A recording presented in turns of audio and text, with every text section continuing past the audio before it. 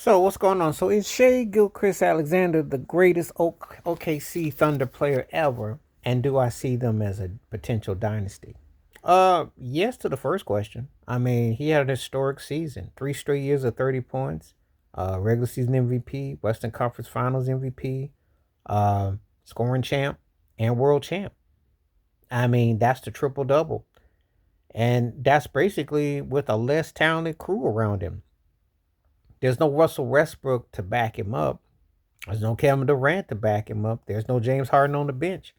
I would say now you could say pound for pound that OKC team in 2012 was more talented, but getting results, this guy got results. They got better, and the sky is the limit for what he can do. I think he's going to be a force to be reckoned with. As long as he's healthy and motivated, I think that he's um, going to be a force to be reckoned with. I don't see that ending anytime soon. I think that he's carving out his name, and I already said he's right there with Giannis and Jokic. You know, when we talk about ring culture, you got to win if you're considered a great player, especially the greatest of the great, and for your era and your generation. His is more amazing because he's a perimeter player. Jokic and Giannis had people thinking that the bigs was dominating, and people started to sway towards Jokic's incredible range and what he could do, and Giannis too. But this guy comes along and has the best record in the league. Team plays fundamental basketball, and hey, look at where he's at. So he's got a chance to win at least another ring or two and another league MVP, and who knows where we'll be ranking him all time. He is really that good as advertised. He's an interesting character because there are people who are very divided about him. They have opinions about him. I don't know. Some of it is because he doesn't come across as outgoing and where he's from and all that, but he's the truth. There's no doubt about it. Shea is the truth, and Shea's going to be around. Now, Lex is the elephant in the room. 68 win team, which meant 80 plus wins. Where they rank, even though they tied the Bulls in 96 97 or 95 96, however you want to call it, 95 96, they're not that kind of team. They weren't that. They might have the percentages, but they weren't that team. No, they fourth with Golden State and I think Milwaukee Bucks, but I don't look at them like that. I think things are inflated, you know. But I will say this: of the teams that won in recent years, they do got a chance to repeat because they are the best team in the West, clearing away. Where do you want me to start? If I start with that Toronto team where they lost Kawhi Leonard and their window closed, because as much as I like Pascal and Van Fleet, without Kawhi, they weren't that team. That really was it. That one sway meant everything. The Lakers with LeBron and AD, they tried it again, except for they got a lot of parts. Injuries took over, and they were an older team at that time. They had enough to probably maybe, but they lost to Phoenix the next year. So, you know, theirs was a short window, short option.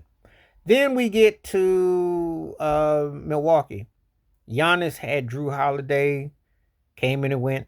That was it. And then they didn't regroup, and then they got, basically was all in, and that was it. Giannis is great, but that was it. Golden State had one great hoorah. Steph played great. Klay Thompson came back, but it didn't work with Jordan Poole in the bench, and they never recovered from what they thought they had, and the young guns didn't come off, so that hurt them. To get to Denver, it looked like Jokic was going to run with something, but Jamal Murray is not consistent. Michael Porter Jr. is not consistent. Aaron Gordon came up big, but they lost. KCP was huge. So those are pieces, defense, and they just kind of lethargic. So they came in with despite having a great player. And then we get up to Boston with Tatum and Brown, who looked like they were going to run the East. Shoot too many threes, got one-dimensional, and played themselves out. And they just look like a team that basically, now with Tatum going to be gone for a while and what's going to happen, they did trade Drew Holiday. And they got Simmons in from Portland, a couple picks. But again, a lot of these teams discipline, focus, and gender. I think with OKC, because I say the reason why I think OKC might be in a better situation is this. Obviously, you know how good Williams is, but Chad Holmgren is the one. If he gets on his game the next year or two, that could be a dynasty. Because if stays Shea, Chad Holmgren is the one.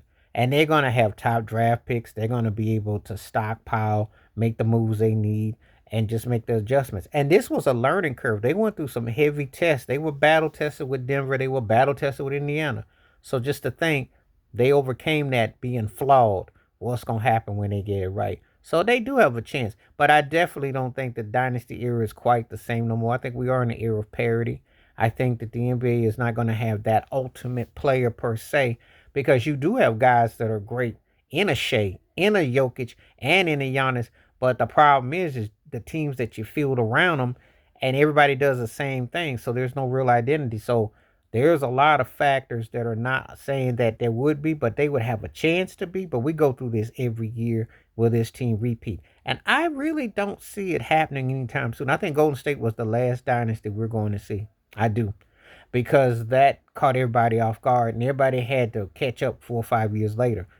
Nowadays, it's almost like they got a chip in someone's neck to know what you're going to do because everyone does the same thing. And these teams are pretty much in a line the same. So, anyway, that's my thoughts and takes about that. But yeah, he is now the greatest OKC player, I think, without question.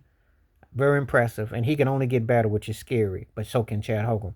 As far as them being a dynasty, I think they can win another ring. I don't know if it's going to happen next year, but they will definitely be in the mix. I wouldn't have a problem if all things being equal if them and the Pacers played next 2 or 3 years because those are the two best teams I've seen in a long time. I love the Pacers' tenacity and that they could go 7, 8 deep, 9, 10 deep.